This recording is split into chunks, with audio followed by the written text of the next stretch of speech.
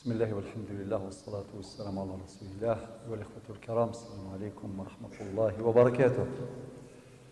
وقد درس ويس 17 من دروس شرح متن سيدي خليل رحمه الله.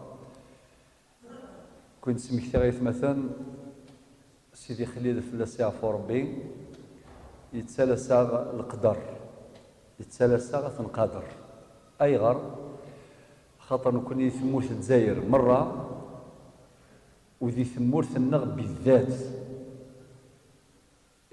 يلا سوازاليس يجعل لي ربي السبة ثمزوروث تموسني إمذانا خاطر مختصر فقهي لم ثلاث مقاصد إلى قانتي دينير في مقدمة لقاء اليوم.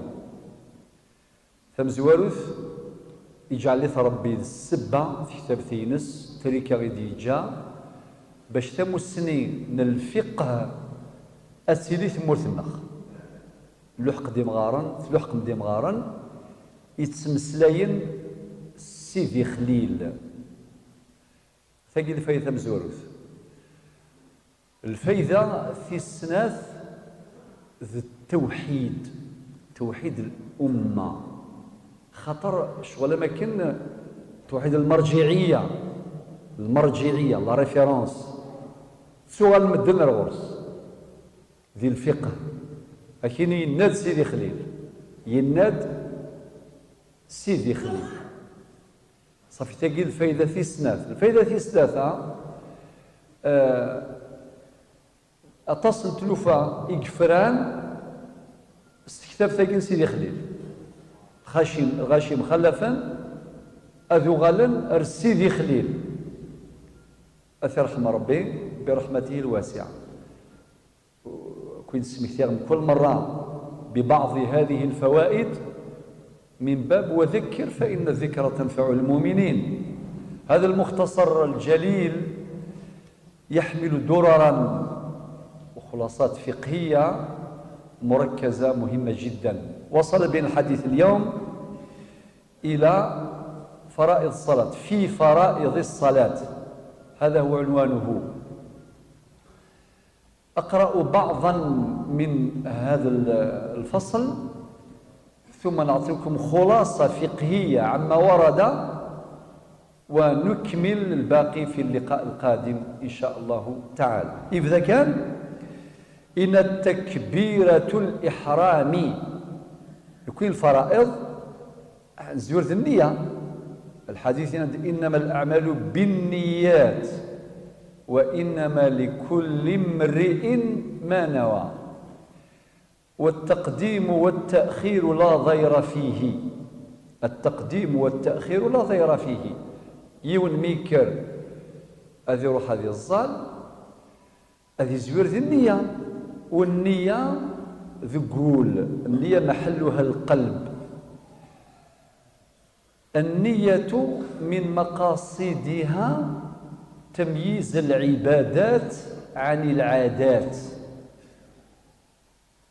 توظن ياك مسال ذا الصباح ويكرد مدكر السر ذميك شو الفرق يرثر ذا النية وكتسر ذا يقدولا ذا النية يزمرت السر ذا كل أعضائينك أعضاء الوضوء، ولكن مولاش النية ماشي ذا الوضوء إلاقة تنوض الوضوء إلاق صح؟ ذا التمييز بين العبادات في حد ذاتها. مثلا يوم توريك الشمد يزول ركعتين، لا شو ركعتين كي يزول تورا اسمه تحية المسجد. لكل مسجد تحية وتحية المسجد الحرام الطواف. فغير دينير باللي ركعتين هاكي ثوركا تقدير النظ وين ديك الشمس يزول ركعتين ماشي ذا الفرض ذا النافلة. صافي يفرق بين الفرض والنافلة سوا شو سنية. وذا الفرق بين النوافل حد ذاتها يولي يزول ركعتين تحية المسجد ويظل مثلا يشمد في العشرة الصباح يظل الضحى يكشم دي زول ركعتين يرنا ركعتين إزمر في مزوراني تحية المسجد في السنة الركعتين الثانيتين في كذاكي الضحى الضحى صلاة الجنازة أمك تنميز. كل هذه العبادات تميز بالنية. يونس إفكاد يديري من الزرارة يديري ميك إفكاد الليل تالطري إفكاد تبرعا تصدقا نغفكاد زكاة. صافي نفرق العبادات أكذ المعاملات السنية ونفرق العبادات في حد ذاتها سنية. لذلك من مقاصد النية الحسم الجزم، ومن مقاصد النية التمييز بين العبادات والمعاملات، بين العبادات والعادات، وبين العبادات في حد ذاتها. لا ضير نسي زوار تكبيرة الإحرام إناد في فصل في فرائض الصلاة. إذا كان تكبيرة الإحرام وبعدين وقيام لها سأشرح بعد حين، وبعدين شو دينا وإنما يجزئ الله أكبر. أي رفي دينا نسمي ثياب يجزئ أكيد دينا الشيخ خليل سيدي خليل وإنما يجزئ الله أكبر. هو مدنا يجزئ المعنى يستبرئ الذمة بالله أكبر وتصح الصلاة بالله أكبر، ولا يعوض. خاطر ممكن واحد يعوض أديني الله أعظم يود أعظم ينس خطي أديني الله كبير لا الله أقدس لا إن كان الله أكبر. ذكرها وهي معروفة، ولكن بذكائه وفطنته انتبه إلى ضرورة ذكرها. إناد وإنما يجزئ الله أكبر. بعدش فإن عجز سقط. أي شو المعنى سقط؟ سقط القيام. إما يزمر ذا عقون أيضا إما ينصرف ذلك إلى السقوط إلى القيام. خاطر لازم الإنسان من أصحاب الأعذار إلى قدين الله أكبر قائما بعد يقيم في كرسي. انتبهوا سادتي، أصحاب الأعذار في كرسي الزالة هذه الزالة يعني ربي يجوز، ولكن تكبيرة الإحرام لازم يقولها قائما. دخلك يا شيخ تكبيرة الإحرام أديني الله أكبر هذه قيم ساعة راسي يقوم ده شوية مين طايع الله أكبر يريح. لأنه وإذا تفضل كي يسال العذر غادي يقيم تنسي البداية لا ما يلوري الزميرة أصلا ذينا غالبا يقيم فم طرحنا فوق كرسي سي البداية مولاش ما يزمر يلحف ضار لا شو الزميرة ذي زاسي في الدين أديني الله أكبر قائما ثم يجلس. وإن عجز أشو دينا الشيخ خليل يناد فإن عجز سقط. الله يبارك مع سقط عنه القيام، والقيام في حق القادر عليه ركن فرض. بعد شو دينا كمل ابراهيم مع شو دينا ونية الصلاة المعينة. نية الصلاة نغمض لا ضير أن يتأخر. وذكرنا الإية هي الأساس، ولكن ذكرها بعد ذلك بعد ذكره لتكبيرة الإحرام وذكره للقيام، وبعدين أتى بالنية.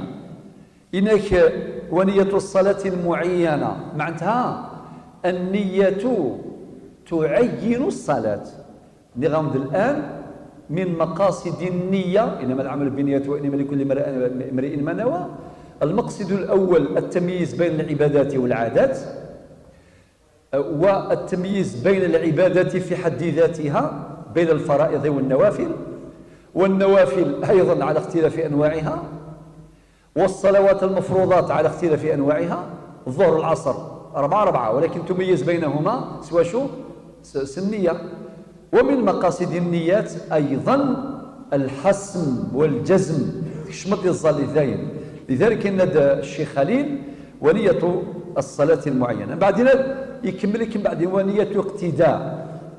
أشو دينا؟ نية اقتداء المأموم، معنى ما نظل في الإمام نخدم النية بيكوني مقتدون أنتبع الإمام، بدليل قوله صلى الله عليه وسلم إنما جعل الإمام ليؤتم به.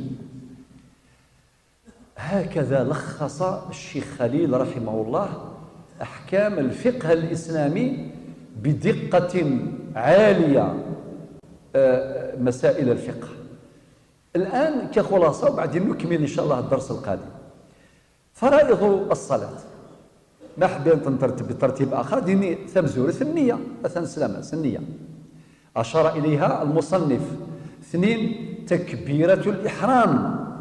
تكبيرة الإحرام لحديث النبي صلى الله عليه وسلم، حديث علي بن أبي طالب عنه عن النبي عليه الصلاة والسلام مفتاح الصلاة الطهور، فسالوا تنظلف تزدي الوضوء، وتحريمها التكبير، تكبيرة الإحرام أتشمط سيس ظليف، وتحليلها التسليم.